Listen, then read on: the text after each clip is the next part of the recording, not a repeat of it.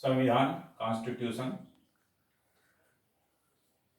अरस्तु ने कहा है कि संविधान राज्य के कार्य तथा नागरिकों के अधिकारों को निश्चित व निर्धारित करता है।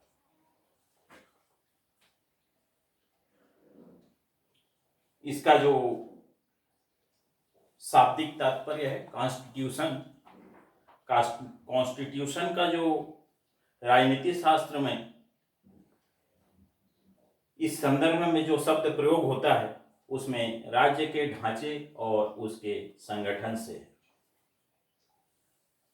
ऑस्टिन ने इसको परिभाषित करते हुए लिखा है कि संविधान उन नियमों का समूह है जो सर्वोच्च शासन की रूपरेखा को निर्धारित करते हैं।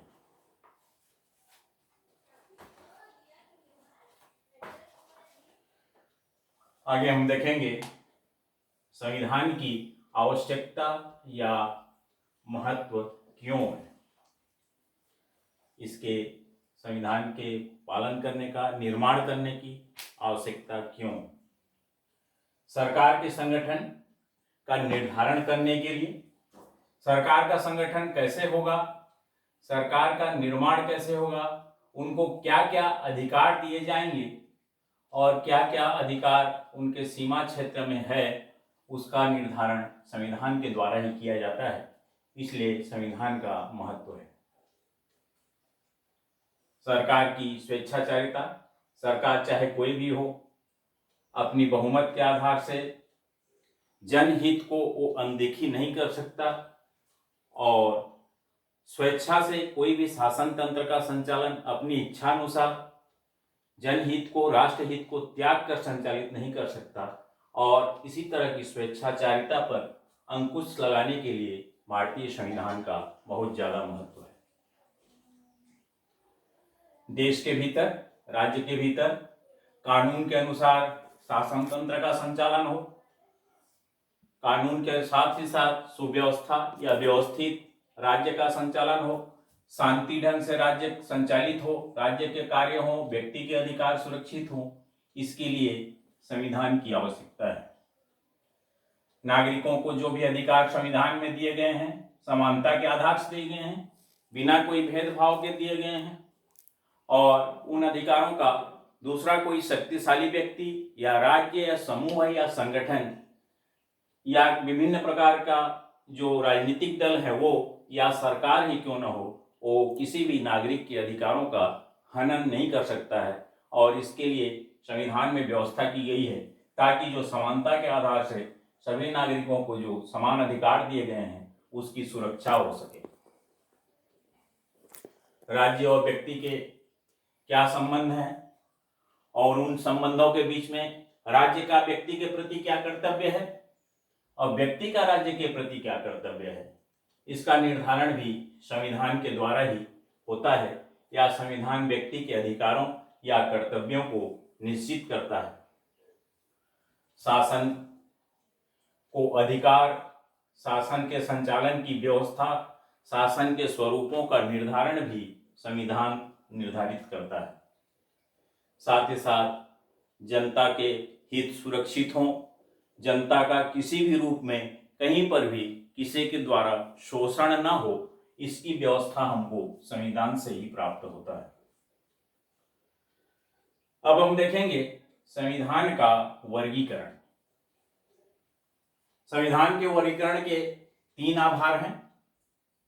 सबसे पहला उत्पत्ति के आधार पर, दूसरा प्रथाओं और कानूनों के अनुपात के आधार पर और तीसरा परिवर्तनशीलता के आधार पर। इस तरह से कानून के 3 वर्ग निर्धारित किए गए हैं। सबसे पहले हम देखेंगे संविधान की उत्पत्ति के आधार पर। इसके 2 भाग किए गए हैं। सबसे पहला विकसित संविधान। विकसित संविधान का जो तात्पर्य है वो धीरे धीरे विकसित हुआ है। पहले वो संविधान में प्रथा, रीति रिवाज या परंपरा के आधार से या न्यायिक निर्णयों के आधार से संचालित रहा है और बाद में उसको कानून में, संविधान में स्थान दिया गया है। ऐसे संविधानों को हम विकसित संविधान के अंतर्गत सम्मिलित किए गए हैं। इसमें इंग्लैंड का सर्वोत्तम विकसित संविधान का महत्वपूर्ण उदाहरण है। उत्पत्ति के आधार में हमारा दूसरा है निर्मित संविधान। निर्मित संविधान से तात्पर्य यह है कि जिसका निर्माण एक निश्चित स्थान पर निश्चित समय में बैठकर किया गया हो। जैसे हमारे देश का संविधान 26 नवंबर 1949 को स्वीकृत हुआ है और 26 जनवरी 1950 को हमारे देश में लागू हुआ है। संविधान का जो निर्माण हमारे देश में हुआ है उसमें 2 वर्ष 11 महीने और 18 दिन का समय लगा है। यह निर्मित संविधान है और निर्मित संविधान में भारत, अमेरिका और फ्रांस के संविधान सम्मिलित हैं। इसके बाद हम देखेंगे प्रथाओं एवं कानूनों के अनुपात के आधार पर। इसमें 2 भाग हैं इसके भी। सबसे पहला लिखित संविधान। लिखित संविधान जो दस्तावेज के रूप में हो, लिखित प्रलेख के रूप में हो और लिखा हुआ हो, स्थायी हो, उसको हम लिखित संविधान कहेंगे।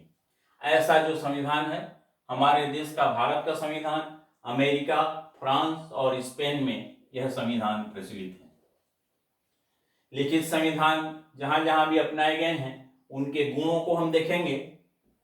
सबसे पहला, लिखित संविधान जो है वो सुनिश्चित होता है, स्पष्ट होता है और सभी बातों को इसमें स्पष्ट करके वर्णन किया गया रहता है ताकि कोई भी व्यक्ति, कोई भी संस्था, कोई भी सरकार इसका अपने हित में गलत अर्थ निकालकर दुरुपयोग न कर सके। स्थायित्व रहता है लिखित संविधान। यह इस लिखित में है, स्थायी है और स्थायी प्रलेख होने के कारण इसमें स्थायित्व रहता है। लंबे समय तक इसमें परिवर्तन, जनता की जब विशेष इच्छा ना हो तब इसमें परिवर्तन नहीं हो पाता है। यह व्यक्ति को या व्यक्ति के अधिकारों की रक्षा करता है और व्यक्तियों को समानता के आधार से अधिकार प्रदान करता है और स्थायित्व रूप से रक्षा की व्यवस्था भी करता है।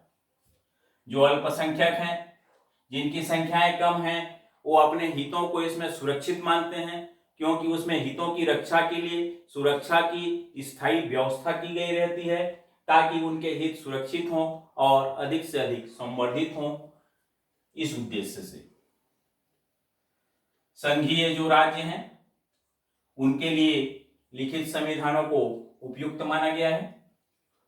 साथ ही साथ जो सरकार है, जो शासन है, इस संविधान में अपने हित को ध्यान में रखते हुए, व्यक्ति के हित की उपेक्षा करते हुए या व्यक्ति के, राष्ट्र के हितों की उपेक्षा करते हुए अपने हित में किसी भी प्रकार से अनावश्यक वो हस्तक्षेप नहीं कर सकता है।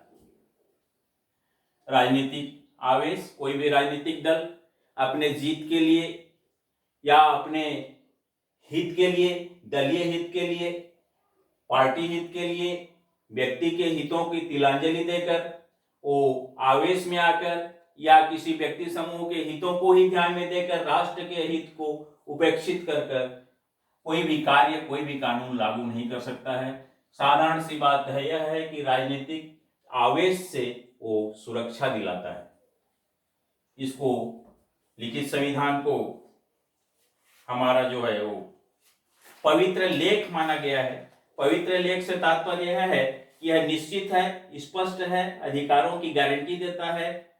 साथ ही साथ यह जनता द्वारा प्रसन्नता के साथ स्वीकार और स्वेच्छा से इसमें पालन वो करता है। इसके बाद हम देखेंगे प्रथाओं और कानूनों के अनुपात के आधार पर जो हम अध्ययन कर रहे हैं उसमें दूसरा हमारा अलिखित संविधान। अलिखित संविधान में ब्रिटेन का संविधान हमारा आता है और इसके जो गुण हैं, देश के विकास और प्रगति के लिए अलिखित संविधान को उपयुक्त माना गया है। उपयुक्त इसलिए माना गया है क्योंकि यह संविधान जो है वो व्यक्ति के हित में, राष्ट्र के हित में, समय के आधार से, मांग के आधार से सामान्य रूप से इसमें परिवर्तन किया जा सकता है।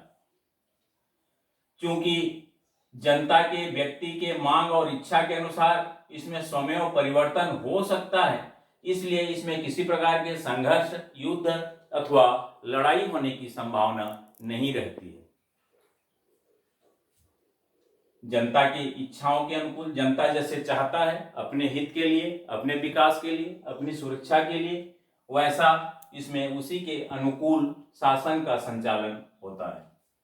सुपरिवर्तनशील है। जब भी जनता चाहे समय के आधार से वो मांग करे कि ऐसा इसमें परिवर्तन होना चाहिए, तो वैसा परिवर्तन इसमें संभव है। राजनीतिक जीवन की निरंतरता इसमें बनी रहती है। राजनीतिक जीवन की निरंतरता से जो तात्पर्य है, अलिखित संविधान देश की राजनीतिक जीवन में निरंतरता ला देता है। इसमें भूत, वर्तमान तथा भविष्य के बीच अटूट संबंध रहता है। राष्ट्रीय एकता के लिए यह आवश्यक है। अलिखित संविधान के आधार पर प्रथाएं, परंपराएं, रीति रिवाज, अभिसमय, सामान्य भाषा, समान संस्कृति, अन्य, इससे देश के सभी व्यक्ति एक दूसरे के एकता के सूत्र में बंधे रहते हैं।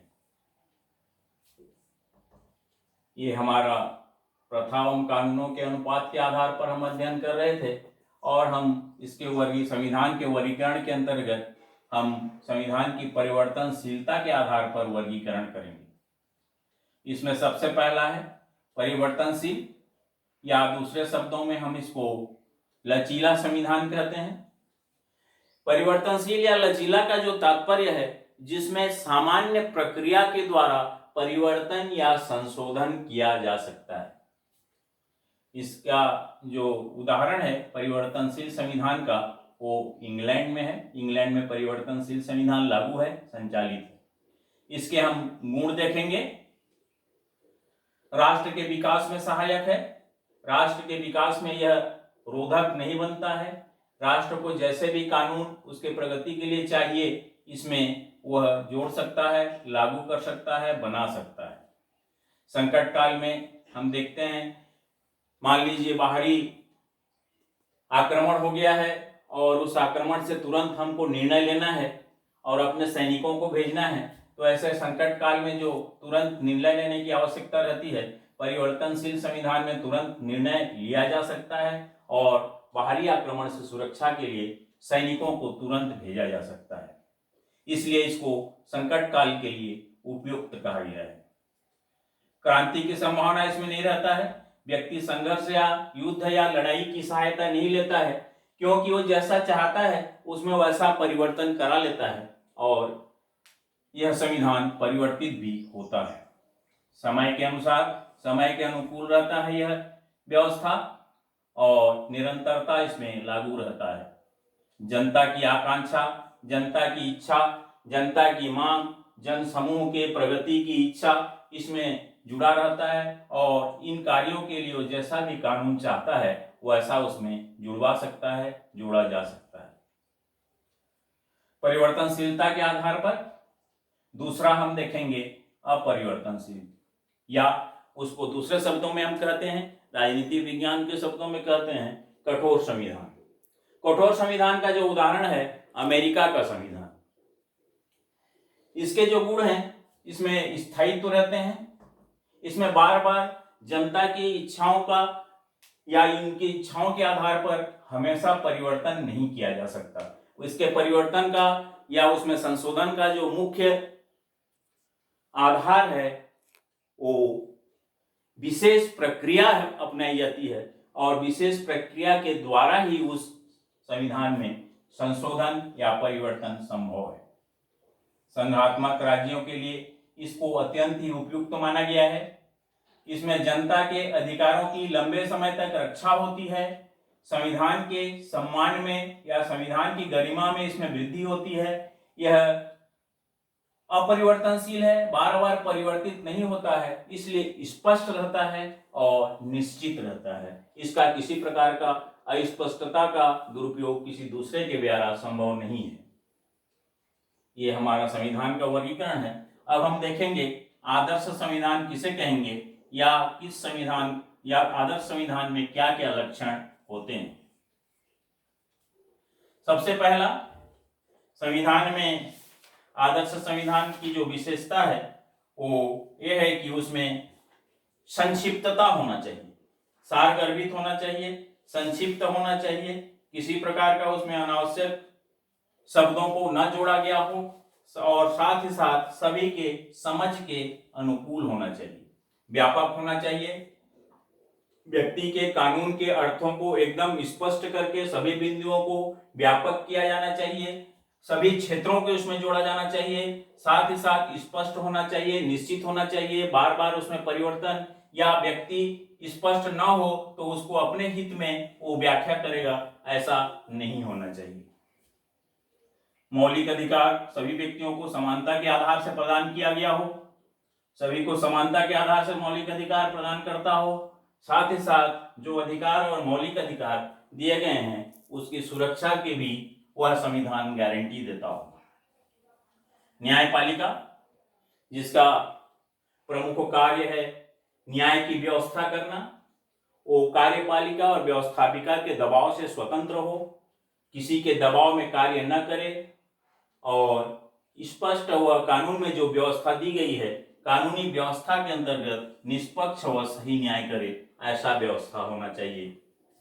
परिवर्तनशील होना चाहिए, जनता की आकांक्षा के आधार से, जनता की मांग और समय के आधार से, जन समूहों की हितों के आधार से जो मांग की जा रही है उसके आधार पर उसमें परिवर्तनशीलता का गुण होना चाहिए। आपातकालीन व्यवस्था जो है वो उसमें होनी चाहिए। आपातकालीन व्यवस्था के अंतर्गत संकट काल में जो समस्याएं आती हैं उससे निपटने की उसमें स्पष्ट उल्लेख या व्यवस्था होनी चाहिए। देश की परिस्थिति, मांग व समय के अनुसार उपयुक्त होना चाहिए, उसके अनुकूल होना चाहिए।